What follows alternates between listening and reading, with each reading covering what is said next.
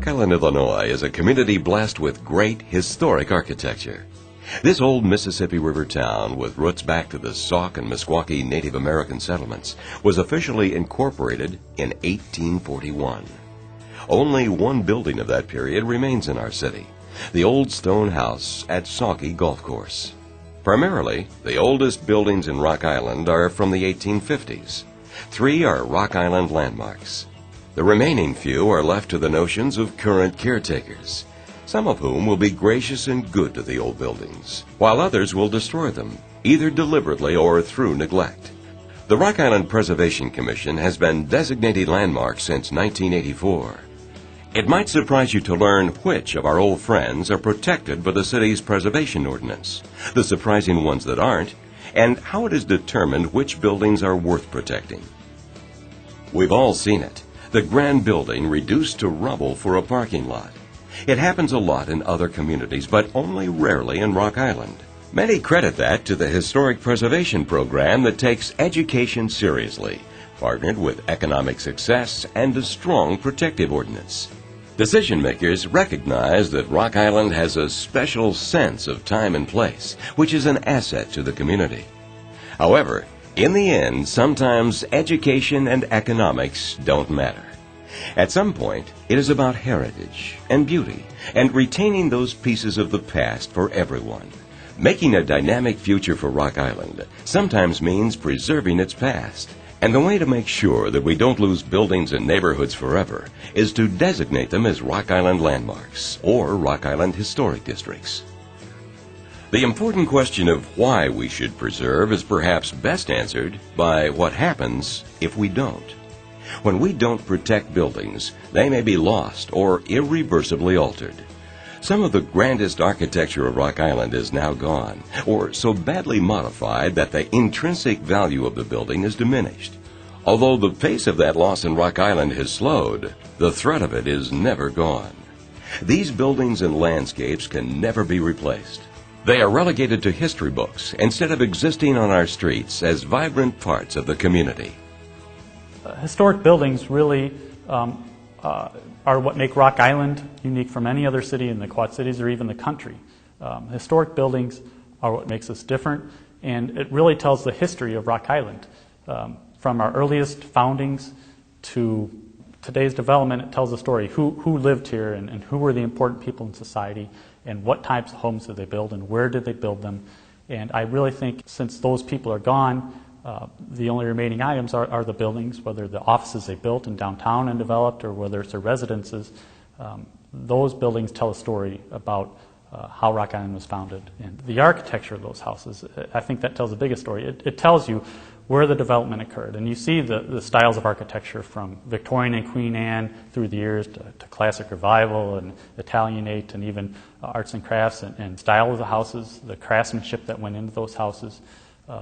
It's just incredible. Even if today you could duplicate that, it would be at such an enormous cost to recreate the craftsmanship, whether it's the moldings or the details or the plaster work. It was simply not feasible. And even if it was feasible, to find the people to be able to do that quality of craftsmanship, you just don't find anymore. We preserve buildings in many ways. Attitude, education, restoration, and regulation are very important to success. First and foremost, the community needs to show a caring attitude toward our old friends. In Rock Island, we are very fortunate to have a broad-based group of citizens interested in older buildings and older neighborhoods. While not every group is interested in strict landmark regulation, all are interested in the health of Rock Island's mature neighborhoods, and a historic preservation ethic is an important part of neighborhood and downtown revitalization.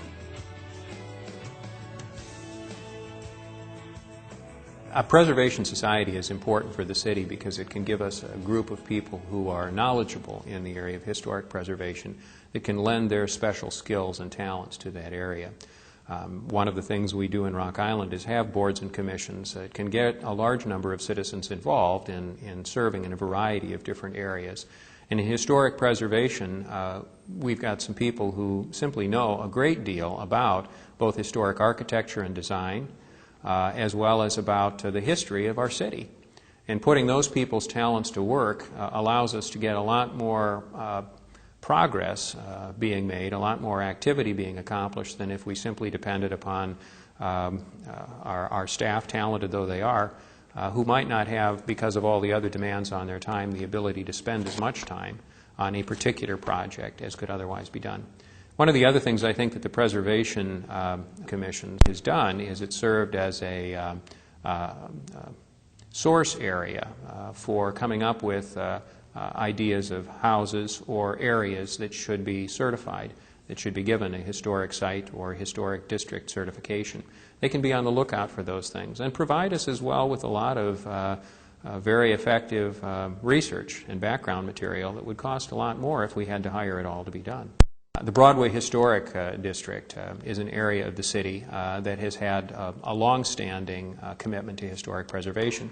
They focus on a variety of things. It can be not only identifying particular programs or projects or problems within their neighborhood, but it can also be focusing on nominating particular houses or areas for historic preservation certification. Whereas the Preservation Society for the city would look at the city as a whole, not focusing on any single area. The Community Caring Conference is an organization that's involved with organizing neighborhoods for neighborhood security as well as for neighborhood pride. So they have a little bit different emphasis than the other organizations. Keystone, Old Chicago, Greenbush, all those neighborhood organizations focus on a particular geographic region of the city as contrasted with some of the other citywide organizations. So even though there are many different organizations, I like to think it's not so much a matter of duplication of effort as it is there's a lot of work to be done, and each group has carved out its special niche and does that job and does it quite well. I would say, as mayor of the city, that all of those groups have benefited by historic preservation, because in all of those neighborhoods there are historic structures. In all of those neighborhoods, those historic structures provide an anchor for additional development. In all of those neighborhoods, the consciousness of history of the place is one of the things that brings the people together and gives them a sense of pride and of cohesiveness for the future. I think that the benefit obtained by a variety of organizations we have that are focusing in one way or another on historic preservation was reaffirmed by recognition that the city of Rock Island received as the first Preserve America community in the state of Illinois. That was recognition that was given by Congress and the White House. Education is another tool of historic preservation. Tours, publications, and workshops are all used to educate Rock Island residents about our worthy architecture. An added bonus is that the #2 tourism destination in the Quad Cities is historical attractions, second only to the Mississippi River. So there is an additional audience for the showiest of our old friends. Special tours bring people to landmarks, restored buildings, and preserved sites. From Broadway's popular tour of homes to Chipianic's cemeteries, epitaphs brought to life, people flock by the thousands to special events designed to show off these unique places. The Preservation Commission, never a group to ignore an opportunity to put landmark buildings in the public eye, even designed a special John Looney Legend Tour to capitalize on the release of a major motion picture where Rock Island's most notorious gangster was the inspiration for a lead character.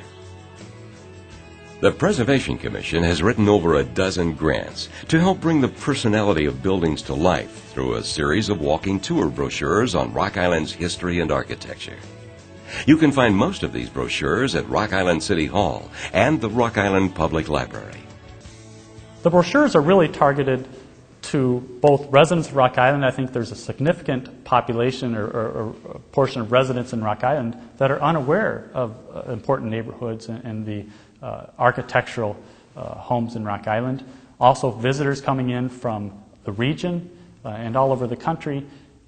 Rock Island has a very good reputation as being one of the best, I think, preservation-minded cities in certainly in the region or the country.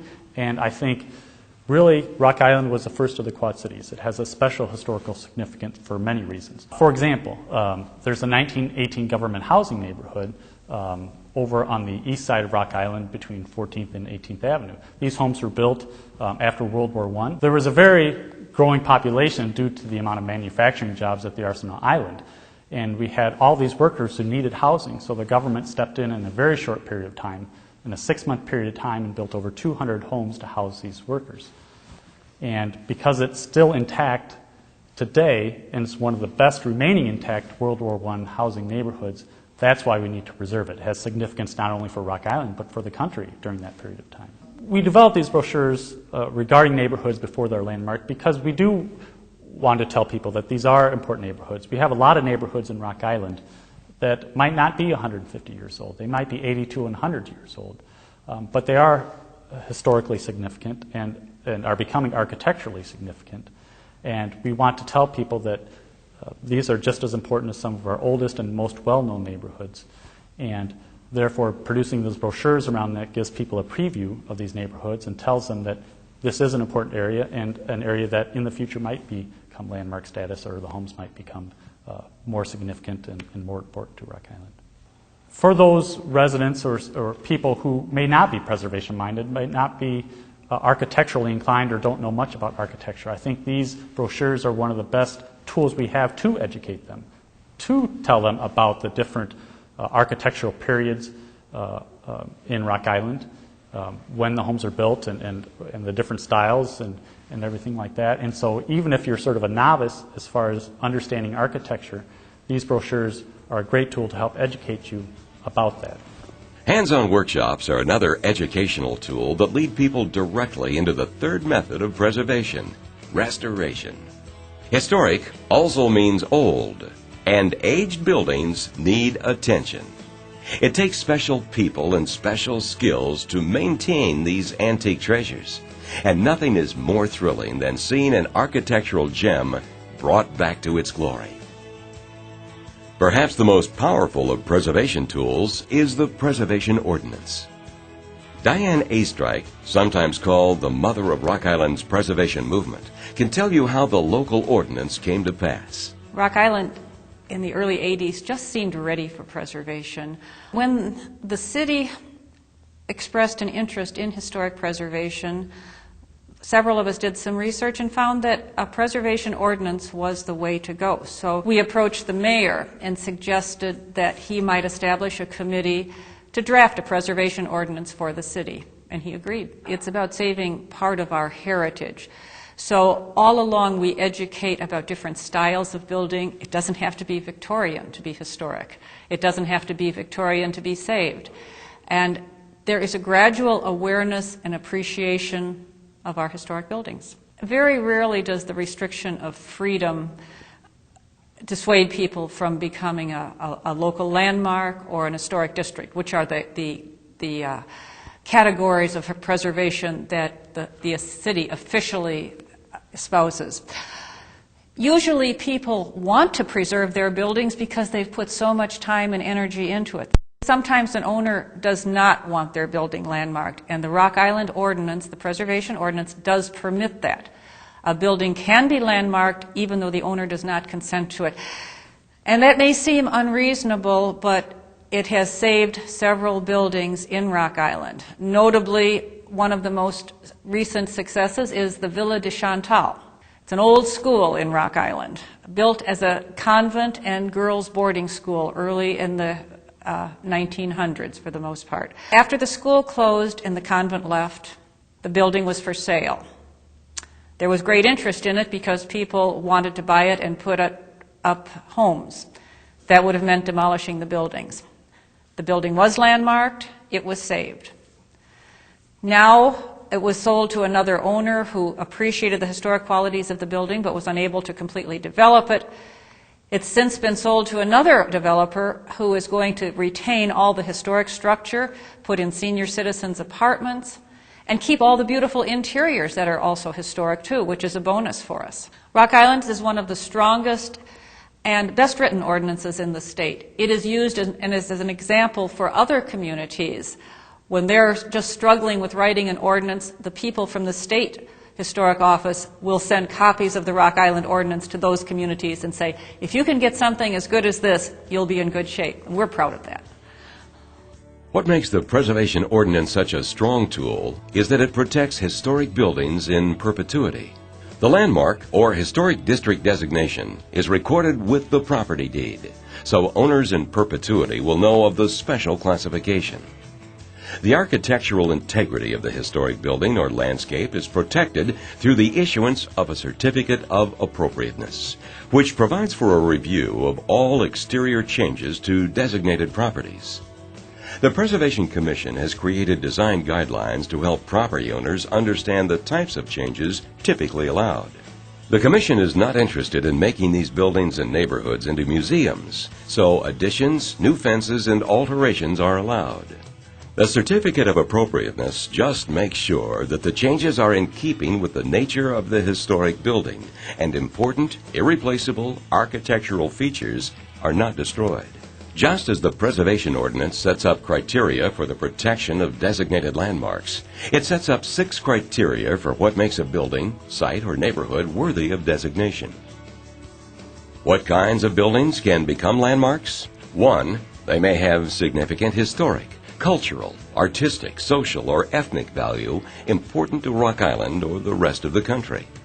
So we see buildings like the Dimick House, which once served as an orphanage, designated a landmark, or the Dr. Conrad Lindbergh House for its association with a person of national and international importance in the development of the Lutheran Church in the United States and in the theological education of Lutheran pastors in this country. Second, landmarks may be associated with an important historic person or event. Our landmarks feature the inventor of the sliding automobile clutch at the Borg House, the founder of the A.D. Husing Company, and a woman named Anna Olsen, who is as famous for her pioneer children's books in Sweden as Laura Ingalls Wilder is here in the United States. The Preservation Commission can also designate landmarks primarily for their architectural value.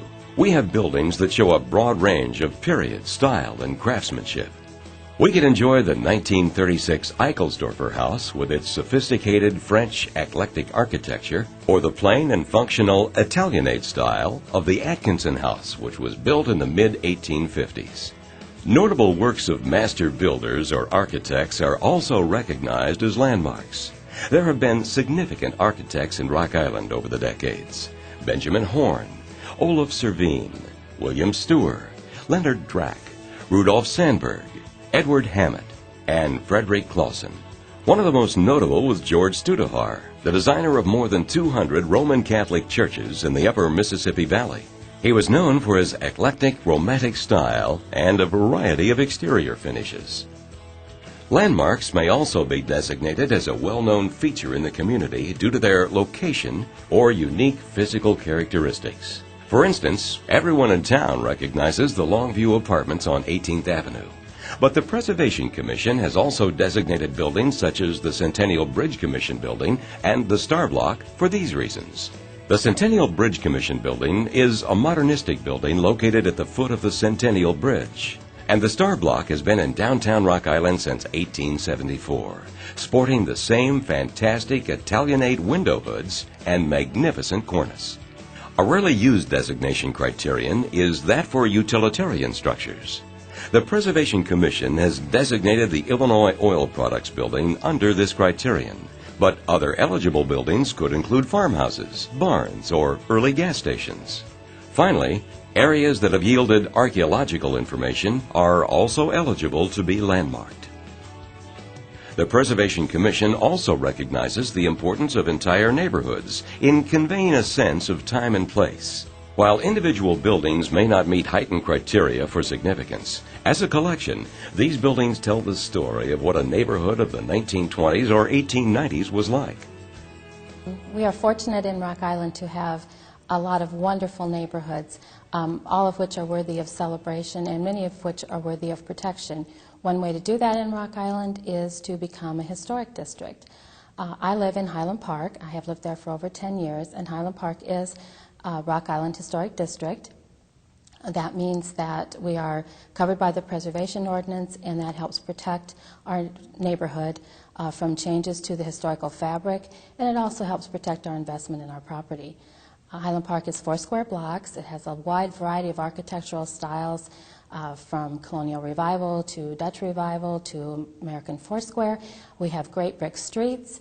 It's just a wonderful place to live. An historic district is very important to the community. It allows the community to see what life would have been like at a certain point in time. It gives them a sense of feeling of the history of their community, how their community developed over time. And when you would immerse yourself in a historic district, you would have a snapshot of what life would have been like at the turn of the century or even up to the 1950s in Watch Hill. Just a great way to experience the history of Rock Island.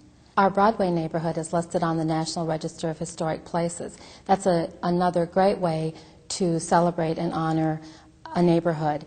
It is a very prestigious listing. It's both state and national, but it is mostly honorary. Does not provide a lot of other protections to the properties. In addition to Highland Park and Broadway, there are lots of wonderful neighborhoods in Rock Island. There's the Weissman Edition, which is a wonderful collection of Chicago bungalows with their great art glass. A lot of similar features, but a lot of very unique features. And as you walk down the street, you can pick out these unique features that identify each individual house. And the Parkview neighborhood with its wonderful collection of Tudor homes. Tudor homes are quite unusual in Rock Island, and there's a great collection in Parkview. There's also the winding streets and rolling hills of Watch Hill. A great neighborhood, a great place to walk and view wonderful architecture. Just as neighborhoods have the potential to be local historic districts, there are some important, outstanding Rock Island structures that are unprotected by the Preservation Ordinance. Are these future landmarks? Centennial Bridge, the first four-lane bridge across the Mississippi River and an icon of the Quad Cities. Tomes House, home of the founder of Tomes Pressler Company, and one of the few Art Moderne residences in the city. Boss House, home of the Corps of Engineers photographer who took blue cyanotypes showing the Mississippi River before the lock and dam system altered it forever. His photography collection is valued at more than $2 million. Dankman Memorial Library, now known as Wallenberg Hall. This Beaux Arts beauty was donated by the Dankman family heirs and is owned by Augustana College. West End Settlement, modeled after Hull House, Suzanne Dankman Hallberg founded this social experiment that assisted poor women and children in Rock Island. Its prairie-style architecture is outstanding. National City Bank Building is the only modernistic curtain wall construction building in downtown Rock Island. Architect William Steuer was clearly influenced by the master of modern skyscrapers, Chicago's Mies van der Rohe. An interesting question is, how does the past relate to the future? And I think that there is a very close and clear connection. The past is prelude. What we've known from the past is what gives us a basis for where we will go in the future. If a community really wants to have a keen sense of its vision for the future, I think it has to have a sense of what its resources are, what its strengths are, what's brought it to where it is today. And that sense of history that we have tried to keep alive through the Historic Preservation Ordinance, through our work with neighborhood organizations focusing on preservation, through our work in preserving the fabric of historic buildings downtown, will stand us in very good stead for the future, because it will provide both the economic attractiveness of historic communities as well as the benefits that can come from a community being aware of where it's been. Do you know an old friend that should be protected? Do you think these buildings, their history and beauty, are important to the future of Rock Island? If so, get involved. Join the Rock Island Preservation Society or a neighborhood association. Volunteer at a home tour, Hallberg Civic Center, or Chippeanic Cemetery, or nominate a building to be a Rock Island landmark.